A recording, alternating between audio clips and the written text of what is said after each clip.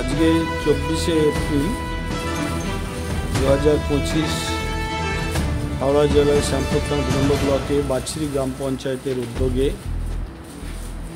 জাতীয় পঞ্চায়েত রাজ দিবস উদযাপন হয়ে গেল দিশারি সংঘ ভবনে। তাতে উপস্থিত ছিলেন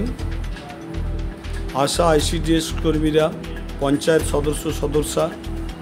কর্মচারীবৃন্দ, গ্রাম পঞ্চায়েতের প্রধান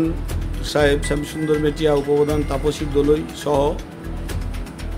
সংঘের নেত্রী মঞ্জুশ্রী সামন্ত সহ এবং পঞ্চায়েত সদস্যরা এবং উন্নয়ন কমিটির সদস্যরাও উপস্থিত ছিলেন। জাতীয় পঞ্চায়েত দিবস উপলক্ষে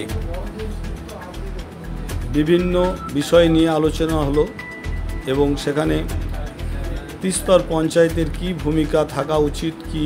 এ পর্যন্ত হয়েছে এবং তার কি উদ্দেশ্য সবার সামনে ব্যাখ্যা করলেন গ্রাম পঞ্চায়েতের প্রধান মহাশয় এবং পঞ্চায়েত সদস্যরা এবং সংঘের নেত্রী সহ সবাই বিস্তারিতভাবে আলোচনা করলেন। তারই